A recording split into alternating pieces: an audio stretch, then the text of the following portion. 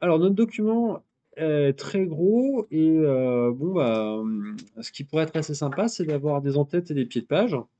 Si je suis sur la page 2 ou 3 ou 4, que ça me rappelle par exemple le titre de l'ouvrage, que ça me donne le numéro de la page aussi, hein, si je fais tomber mes copies, que je puisse les remettre dans l'ordre. Bah, c'est ce qu'on va faire tout de suite, vous allez voir, c'est très simple. On va se mettre sur la première page. Si je clique à l'intérieur de mon document, les espaces qui sont délimités en gris foncé, ça c'est les marges de gauche et les marges de droite. Et ce qui est en haut ici, ce qui est en plus gris foncé, c'est pour l'entête de page. Et inversement, quand je suis en bas de page, ici, cet espace-là, là, ce sera pour le pied de page. Alors, je vais me mettre vers l'entête. Pour accéder à l'entête, très simplement, on peut double-cliquer ici dans cette partie haute. Je suis dans l'entête. Je retourne dans l'entête. Si je marque par exemple, voilà, Super Atlas, édition 2044, mais n'importe quoi.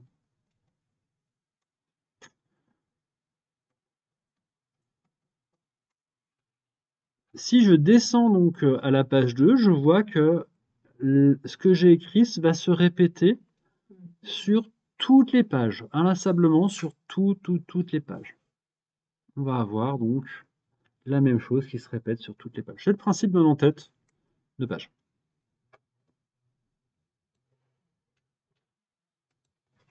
Ok, parfait.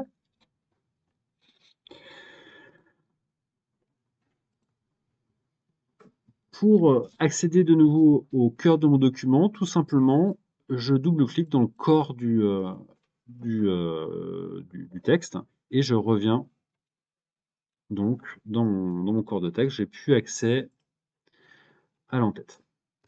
Alors, petit rappel également, si je me mets donc sur Word entre juste au-dessus de l'entête et que je double-clique, là ça va masquer mon entête.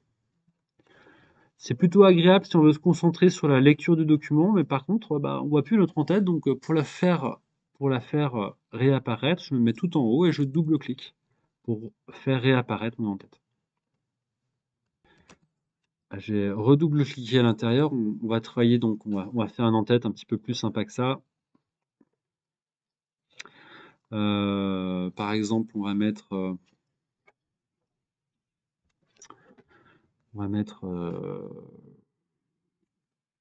voilà, mon super atlas.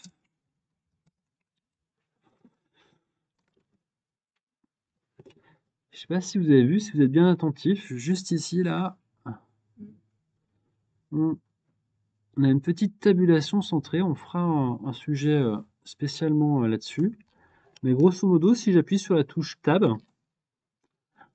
le logiciel m'emmène directement au milieu de la tabulation centrée. Et je vais pouvoir marquer, par exemple, auteur, point, ABC tuto.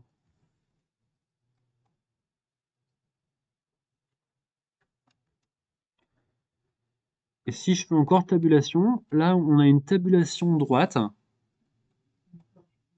Et si j'écris, tu vois, là mon texte est ferré à droite. On voit bien donc,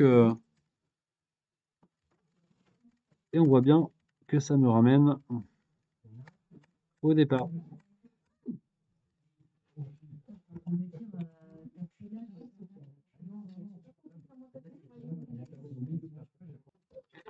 Je vais remettre un petit truc à droite, tiens. Tabulation, oups, édition 2044. Voilà. On peut totalement faire la même chose pour le pied de page. On va aller dans le pied de page. On double-clique dans le pied de page. Alors, on va peut-être pas marquer autant de choses. Là, je vais juste faire un petit tabulation pour aller au centre. Et donc, par exemple, j'aimerais mettre les numéros de page.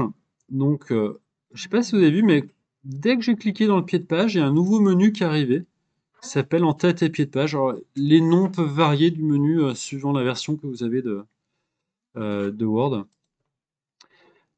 Et grosso modo, dans ce menu-là, vous aurez donc un petit raccourci vers des quick parts, des champs dynamiques qui nous permettent d'insérer les numéros de page automatiquement.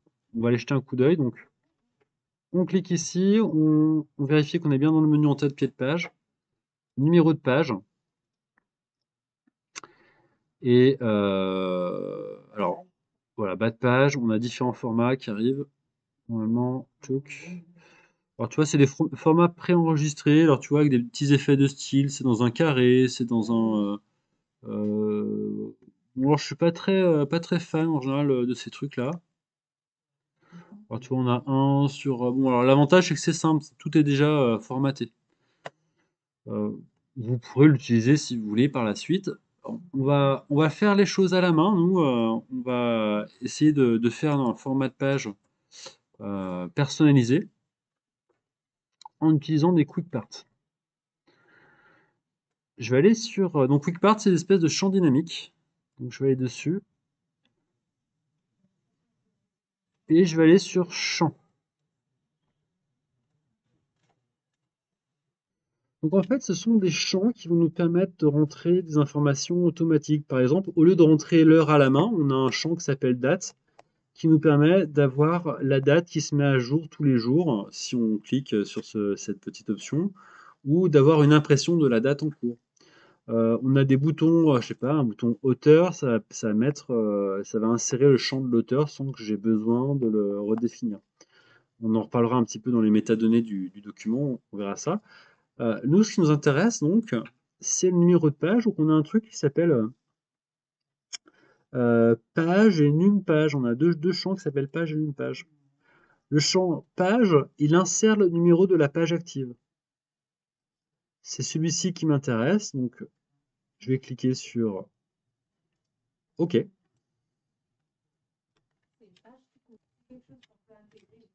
On aurait pu mettre le numéro de page en haut. Bon, généralement, on le met en bas quand même, mais si vous voulez mettre en haut, il n'y a pas de souci.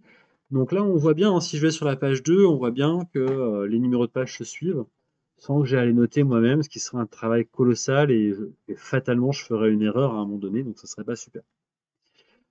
Donc, je vais cliquer à nouveau sur mon pied de page. Donc, page donc, une sur, j'aimerais marquer le nombre total de pages du document. Pareil, rebelote, hein, donc je suis dans mon pied de page, je vais aller dans les quick parts, je vais aller dans champ, et je vais aller sur num page. Num page, il va insérer donc le nombre de pages présents dans le document. Il nous propose différents formats, on va rester sur le format basique. Je clique sur OK. Parfait. Page 1 sur 7. Impeccable.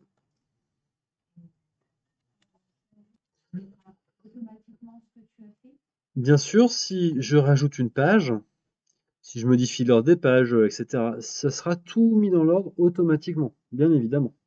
Voilà, c'est beaucoup, voilà, pas s'embêter à refaire ça nous-mêmes, hein. Parfait, donc voilà pour ces petits champs dynamiques, là, c'est QuickPart. Ça marche parfaitement, on a bien nos numéros de page, on a un en-tête avec différentes infos en haut. Ok. Alors, par contre, là, sur la première page, généralement, c'est un peu une page de garde, on va plutôt mettre une couverture ou quelque chose comme ça. J'aimerais pas avoir d'en-tête. Bah, pas de souci, hein. On double-clique dans l'en-tête et on a une petite option qui nous dit première page différente. Donc on peut cocher dessus. Et là, du coup, bah, cette en-tête-là, bah, soit on marquera quelque chose, soit on marquera rien du tout. Par contre, sur les autres, on a toujours notre en-tête qui est bien présent.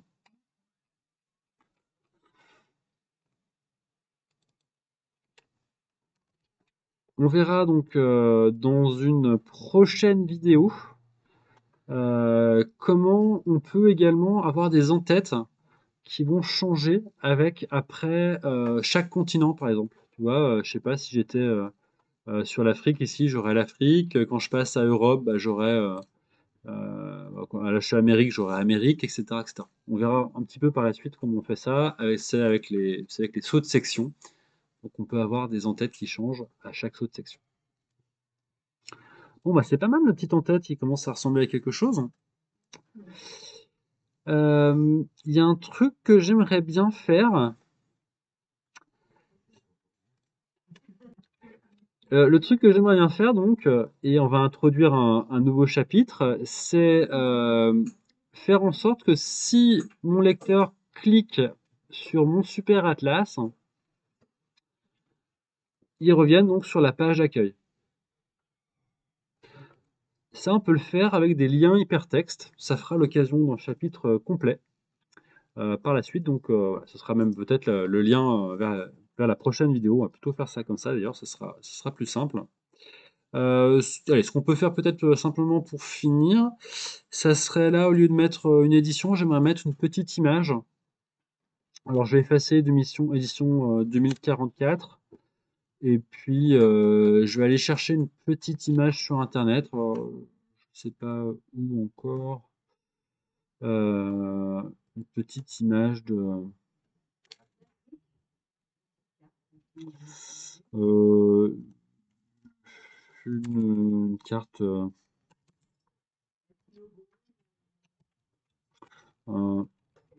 la Terre, ouais, tiens, pourquoi pas. Voyons voir. Image, Terre, icône.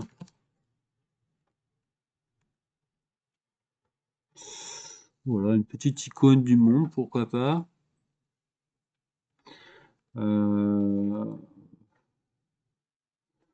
va voir celle-ci. Ouais, pourquoi pas. Euh, Avec le bleu, ouais. Allez, pourquoi pas, on va prendre celle-ci. Donc là, tu vois, il y a un fond, quand on a un petit damier comme ça, c'est pas vrai pour toutes les images, mais la plupart du temps, c'est une image en PNG, et donc là, tout le fond ici, c'est pas un fond blanc, c'est un fond transparent. On fera donc une vidéo spécialement consacrée donc à cette histoire de PNG.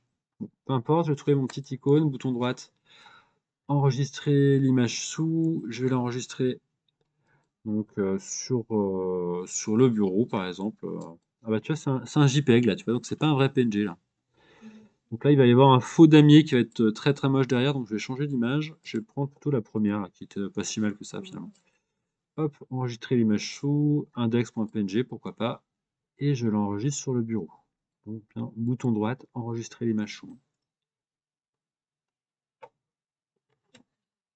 Alors petite précision, effectivement, si vous trouvez un format d'image au format .svg, à l'heure où on fait cette vidéo, là, vous ne pourrez pas l'utiliser sous Word.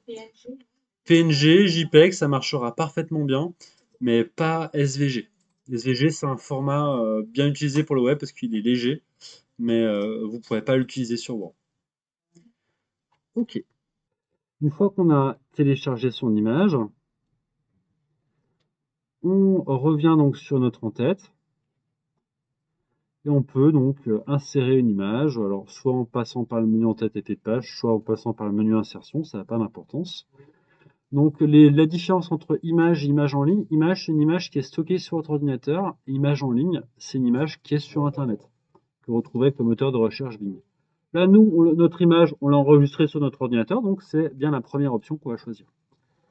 On va choisir image et je retourne sur le bureau, je vais chercher ma petite map monde. Alors, elle est un petit peu grosse. Pour la redimensionner, rappelez-vous, hein, prenez plutôt un angle plutôt que la redimensionner en hauteur ou largeur. Là, ça va tout aplatir votre terre en ballon de rugby, ce sera pas très joli. Hop, et on redimensionne.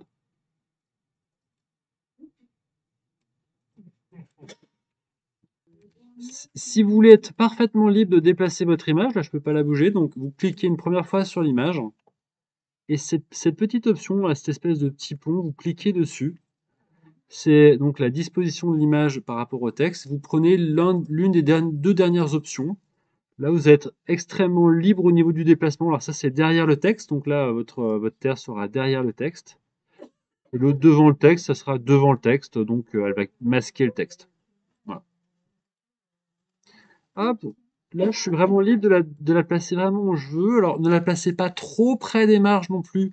Ce qu'il faut savoir, c'est que les imprimantes que vous avez à la maison, généralement, elles gardent toujours 0,5, 1 cm de marge. Donc là, si je la place vraiment en bordure ici, elle sera coupée. Donc, vous gardez tout le temps un petit débord ici pour être tranquille au niveau de l'impression. Voilà.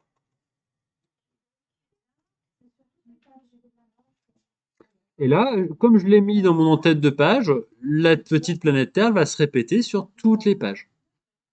Voilà. Alors évidemment, on pourrait changer un petit peu la police, mettre un petit truc un petit peu plus rigolo, hein, fouiller un petit peu dans les polices qu'on a, faire un petit peu de visuel. Mais grosso modo, là, dans l'ensemble, on pourrait rajouter d'autres images, faire d'autres choses.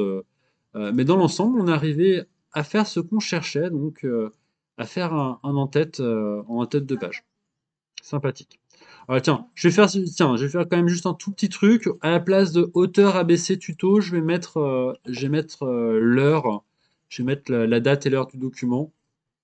Donc, je sélectionne ABC tuto. Je pourrais l'effacer directement si je mets quelque chose à la place. Ça va modifier. Donc, je clique sur date et heure et je vais lui dire de mettre la date comme ça au format sur ce format-là, 10 septembre. Tiens, vendredi 10 septembre 2021. Mettre à jour automatiquement, ça veut dire que à chaque fois que j'ouvrirai le document, il sera à jour à la bonne date du jour. Hop, et voilà.